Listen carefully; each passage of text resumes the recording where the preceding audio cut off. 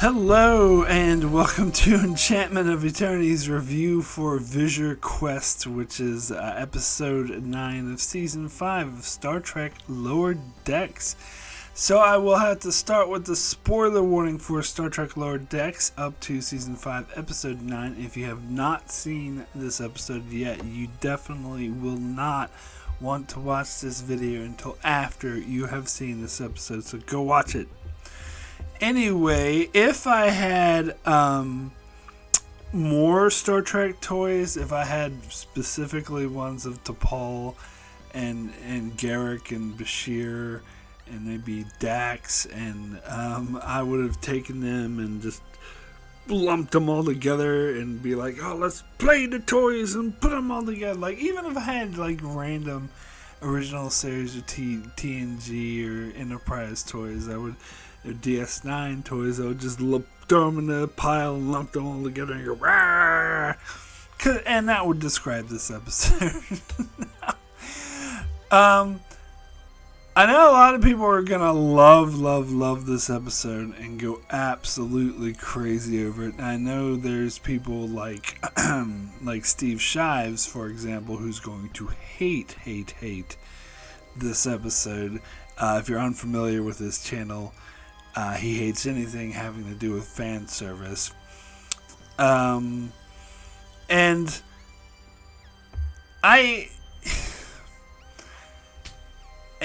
so there will be the crowd out there who will be like, this episode's just fan service. Now,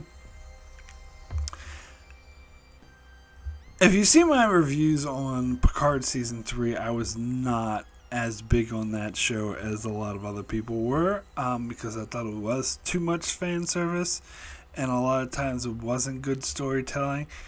But here's the thing, and this is what I always say, is that if you have sorry, I'm playing with one little toy. If you have a lot of fan service is okay as long as it's great storytelling. Now, spoilers for Picard Season 3, but they bring back Rolaren, one of my favorite characters. But the reason why I love seeing her is not because it was fan service, because, oh, look, it's Ro. It's that they resolved a storyline that was hanging for over 30 years that I thought never would be resolved. And it did it in a really like emotionally powerful way that I absolutely loved. And so for me, that was good storytelling. It wasn't just shameless fan service. But when they brought back the Enterprise D to fly inside a Borg ship, to be operated only by 7 people, which it shouldn't be. It needs a hell of a lot more people to be operated. And they fly it around like it's an X-Wing flying inside the Death Star, which is the absolute wrong ship to do it for. The Enterprise D is bulky. It makes no sense for them to use it or have it. So the only reason the Enterprise D was there was fan service. And a lot of other people were creaming their pants over it. They're like, oh my God, it's the D! But for me, I was like, well, this makes no sense for the story. Yeah, okay, it's cool to see it again, and they make the, in jokes about the carpet, oh ho ho, because the fans talk about the carpet, but it makes no fucking sense for the story. It makes no sense for the story for the Enterprise D to be there. So, for me, and also don't even get me started on the whole ship museum thing, like that's... So that's shameless fan service, and Picard Season 3 was too loaded with it. So, do I think this episode is shameless fan service? Trying to get the term out. No, No, I don't. But I may not. I feel like I'm not going to be as over the top excited and calling this the best episode that ever exists, because I can imagine there's already a lot of people out there saying this is the singular best episode of Lower Decks and this is the best episode that ever exists. And to me, I think so here's the thing. When I'm looking at how do I feel about this episode, I'm trying to separate the sort of fan in me that was serviced and the storyline and the story and the characters.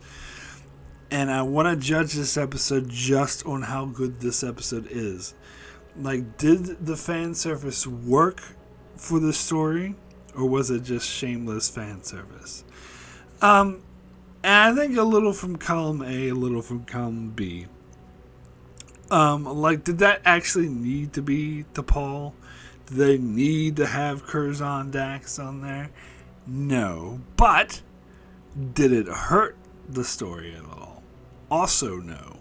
So that's okay. So I'm trying to look at it from the perspective of... Now, let me, fan out for a little bit, though. I will say... It was absolutely awesome having this. If you're going to do a multiverse ship with all these different characters, don't just make up weird. That would have been weird if they just made up new characters, or this is the multiverse version of this guy. And it was so much better to actually have known characters, and it's an excuse to get all these Star Trek alum actors to come back and voice their characters. And so I'm here for it. Like, I think that's great. And as someone who absolutely loves Garrick, is one of the best characters ever written, to see Andrew Robinson return to voice Garrick, who, by the way, is married to a hologram of Julian Bashir, which again pays service to the whole gay couple theory or whatever. That's how they wanted, Andrew Robinson wanted Garrick to be pansexual and played him as attracted to Julian Bashir, but the producers, Rick Berman, shut it down and wouldn't let them do it. And Irish Stephen Bear has voiced his regrets on not pushing further and trying to push more for a gay Garrick. So we finally get to have that here in this episode. So that was a deep cut, but an amazing fan service. And then we also get Harry Kim, and they play off the whole joke that he never gets promoted, and they make it a running joke thing, which was really funny. So yeah, but so I don't think that the fan service interferes with the plot, and it does work for the story, because it is about, the whole point is we finally follow up on William Boimler. It looked like they were going to play him as a villain, but it turns out they're not. Where he's on a mission from an unknown, unstated organization, which is Section 31. Unless they do some sort of Section 31 parody. He's on the mission to find out who's been opening all these fissures and destroying the universe, the fabric of the universe, and they've been chasing them. And he's gone through all these different universes, and his whole storyline is that he's sick of... he's grown tired of all the different parallel universes. He's like, it's just remixes of doing the same thing, which I feel is kind of meta commentary. And I was thinking this myself about how in modern times the trope of the multiverse of parallel universes is overused. It's come kind of tiresome. Like, I remember back in the 90s when Star Trek was going on, when they would do a parallel universe episode like Parallels or something. The Mirror Universe got tiresome within Star Trek, but other than that, when they would do other different parallel universes, very few and far between, and very rare. So, and I remember getting so excited whenever there was a parallel universe episode. It's like, oh my god, they're doing a parallel universe. What a unique thing. Whereas now, like, with Marvel and DC and I'm sorry, I don't mean to rant about Spider-Man No Way Home, but to use parallel universes as just an excuse to bring in and the Deadpool, the newest Deadpool did this too, just to bring in old characters from movies that are no longer, when other studios had the rights to it and they no longer had the rights and they weren't part of the original timeline or whatever, and they just use it as an excuse to bring those characters in from other movies and say, oh, they're from a parallel universe. I think that's a lazy ass use of parallel universes, and I got kind of tired that that's the only way Marvel would use it. And it seems like we got more coming up with the X-Men and all that, which I think they should have just rebooted the X-Men, but it doesn't look like they're gonna. It looks like they're gonna. Oh, this is from another universe. But anyway, I digress. Point is, I think it was meta commentary on how the whole multiverse thing is overused, and that Boimler, William Boimler, is sick of it in the same way that audiences are kind of sick of it. Oh, it's just a redo of characters we already know. And it's kind of meta commentary on the show itself, because the different universes has been the theme of season 5.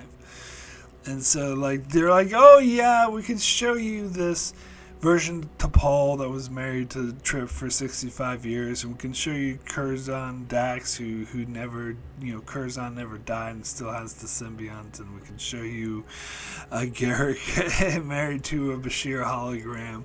But it's just remixes of stuff we already, that you already seen, and you kind of already seen that. So they kind of, which I actually think is really clever. It's a clever way to sort of openly admit that they're doing fan service, but doing it anyway. So I do appreciate that. Now, here's the thing. The reason why I say I'm not going to say that this is the best episode in existence, and I'm not jumping around going, oh my god, and pulling out my hair, is because I think to judge this episode fairly, you do kind of have to put all those things, all the fan service, to one side, even though they do work for the story. You can't say the episode is great because of it, at least in my opinion. The episode has to be great because of great storytelling. And the storytelling in this episode was good, but not great. I think it was definitely interesting, as I said, having the William Boimler and his quest to get all the different trying to save the multiverse from trying to find out who's been destroying it, and then coming across a Mariner and like missing her, and even though it's a different Mariner who's actually a good engineer, and seeing him interact with her, like, that was good character stuff. But to me, and maybe this is just me, but to me, when the fan service got a bit too much, was when they said that the captain of the ship that they were chasing, that's been causing all the fissures, was Lily. Was it? I can't remember her last name, but Lily Sloan, was it? From First Contact. And I'm like, now you're just going too far. Like, why do you need to? And they brought back the well-known actress to voice her. Was it Alfre Woodard, I believe her name was? And I was just like, you don't need to have her in this. That seemed like too blatant fan service of, oh, she's from the other movie. Like, and here's my thing with both her and T'Pol is, does this interdimensional traveling that they're doing also work with time? it must. Because T'Pol, this is like the late 24th century. And T'Pol would be close to 300 years old, I think. Because she was in her 60s when Enterprise was happening. And Enterprise would be like around 250 years ago. So she'd be close to 300 years, which Vulcans, to my knowledge, do not live that long. I think the longest living, if they live to be 200, they seem, as like super, super old, like ancient. Like if there's someone in real life who was like 115 or 120, that's the equivalent of a Vulcan being 200 years old. And this is 300 years later, or she would be 300 years old. So there must be time travel involved. And plus, she doesn't even look old in this episode. So there must, but they never explicitly state it. And plus, like the Lily is from the 21st century, so there must be some sort of time element involved. I will say I do find the concept of a universe where the Federation, or not the Federation, but Starfleet Earth, decided to travel through different universes rather than space travel, and that was their main thing that they based the Federation on, was traveling to different universes and exploring rather than exploring space. That is an interesting concept, and so it seems like the humans are just doing it with Vulcans. But they didn't need to get Lily. Like, it would have made more sense if they had a 24th century character. I don't know. That just, to me, that was a famous fan service. Oh, you remember that? Her from that movie? That was the only part of the fan service of this episode I thought went too far. But it wasn't the worst. It wasn't as bad as the Ship Museum, for example. But it was, the time aspect of it to me it's a bit wonky. So it makes this episode, in my mind, the whole story seem a bit chaotic and not really like just the way they throw everything together. And look, these are characters you know, and this is another character you know, and this, it's kind of like they're throwing too much at you and asking you to just go with it. It's hard for me to describe, but it's like the shit that Marvel does. And it's funny because they're supposed to be making, critiquing it, but it seems like they're also doing it at the same time. But it's like that whole thing is, it's okay for us to do something that's cliche or bad as long as we call ourselves out on it while we're doing it. Anyway, but the story itself was okay. It was just William Boimler going around looking for another, for the who's causing the problems to the parallel universe. He comes across Mariner. Even though it's a different version of Mariner, he's happy to see her and be reunited with her. And then they crash on this planet with, this is where I thought was kind of boring, like the planet with the weird monster thingy guys who are supposed to be cute, but then turn out to be assholes and would attack them. That was kind of meh, I think, that aspect of it. I mean, there were definitely some funny jokes mixed in there. And the whole thing with Lieutenant Kim, like, hijacking the ship so he could take all the other Ensign Kims to his universe so they could get promoted. Like, that is kind of, it's funny, but it's like too goofy, over the top for this to be the big threat to the universe, that he's almost going to destroy the universe. And he's definitely, not that, again, this is a comedy show, it's not that I have anything completely wrong with it, but he definitely is coming off as a cliche cartoon mustache twirly villain, but he's kind of supposed to because they're doing it for laughs. But still, there's only so much leeway I will give it in the name of humor. And I think they're stretching it with this one. It's having the big threat that could destroy the universe be this over-the-top, cliche, mustache-twirly, cartoon villain. I don't know. Stretching it, it's funny. I will grant you that. I won't argue that it's not funny.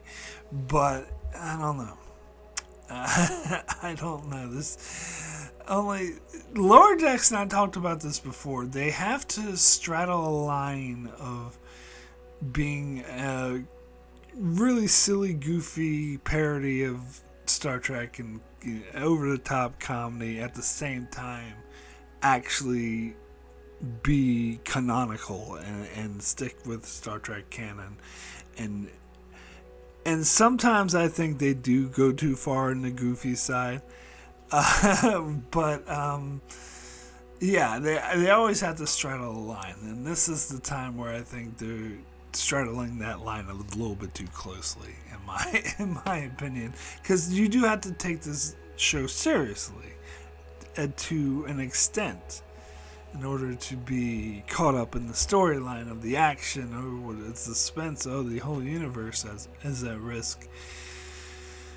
But I did love that ending. I think I was laughing hysterically at the last joke where William's like, "Oh, send it to my universe, and I'll send my duplicate a message and let him know what's going on. As long as he doesn't freak out, it'll be fine." And then they go back to the university. It's like, "Oh my God, we're all gonna die!"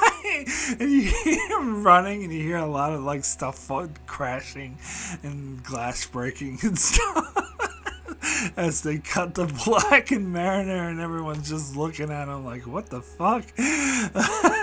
That was a hilarious way to end the episode. I was laughing quite hysterically on that, even though it's an obvious joke. It's still a really, really effective one.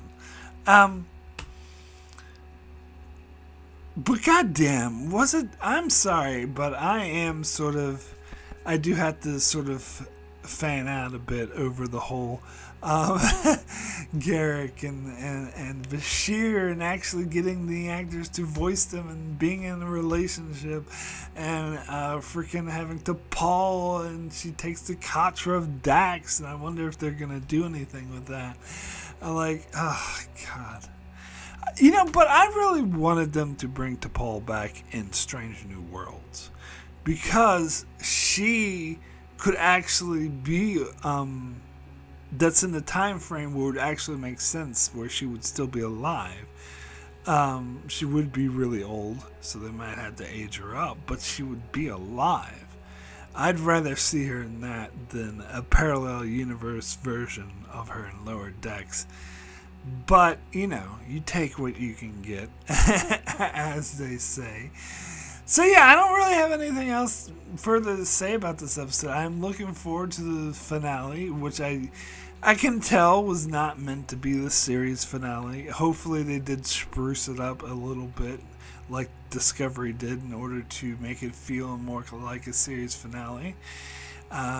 I'm not sure. I hadn't heard either way about that, so I guess I'll find out next week.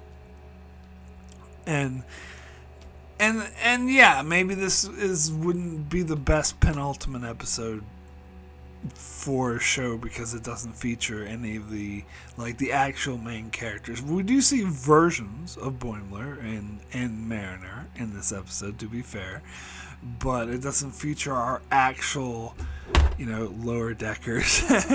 And so maybe if they knew it would be the penultimate episode of the entire show, they wouldn't have done that, or had this episode a little bit earlier in the season. But it is what it is, and it is a lot of fan service, which, as I say, as long as it doesn't actively interfere with the story and is not just there for the sake of being there, then it's fine. But even so, I do have to judge the story on the merits of how good the story is, and not let the fan service influence me. So, my rating for Fissure Quest out of 10 is going to be a 9 excellent. And I think a 9 is very generous. I just have a feeling that a lot of people are going to be giving it 10s and being like, how dare you not give it a 10? Look, do I think this is the best episode of Lower Decks ever? No. I'm sorry, it's not. Just because it has a lot of fan service in it doesn't, and believe me how much I love seeing Julian and Garrick in a relationship, and bringing Andrew Robinson back to voice Garrick, and bringing Jolene Bullock back to voice T'Pol. Yes, absolutely, that does hit my fan feelings in all the right places, but that is not what makes an episode great. That is just fuzz. That's just sugar. You gotta judge the episode on itself, and the episode on itself is still good. It's just not what I would call the greatest thing ever. I don't know. Maybe this could make a top 10 of Lower Decks. I don't know. I would have to look at it, but I think there are definitely better episodes that are funnier, that tell better, more complete character stories. Like, for example, I'm thinking of season 4, like last season's penultimate episode, I would say is better than this one, because that was a better character story. It got you in the feels. We had the whole thing with Mariner realizing her character, where here, I mean, it was still interesting character story to see this other version of Boimler and how much he misses the whole family of the Lower Deckers, which gets to the heart of the show, but it's not as powerful. And it's the thing with, Lieutenant Kim wanting to take the other Kims back to his universe because he wants them to get promoted. Like, it's funny, but it's not like a good character story. It's not a good villain story. So, yeah, and the episode is kind of funny. As I said, it had that hilarious ending and it had other funny moments throughout the episode, but it's not like a powerhouse hilarious episode as some of the other ones in Lower Decks. So yes, might make my top 10. I don't know, I'd have to look at it, but I don't think this is the best episode ever made. And I think I am being kind of generous by giving it a 9. I think maybe I am letting the fan service influence me. Maybe if there wasn't fan service, I would just give it an 8, but okay, so I am letting it, but no, I think, yeah, I'll give it a 9 out of 10. I think that's more than fair. Anyway, that is it for my review of Star Trek Lower Decks, penultimate episode of the entire show. Next week's very sad, very, very sad face. Get the finale, the last episode of Lower Decks. I will be here, of course, to review that. So you can check out my channel as I continue to cover Lower Decks, but I also cover Star Trek Next Generation and Star Trek Deep Space Nine currently. And you can check out my channel for that and many other reviews as well. So be sure to subscribe so you can keep up with all of that. And thanks a lot for watching.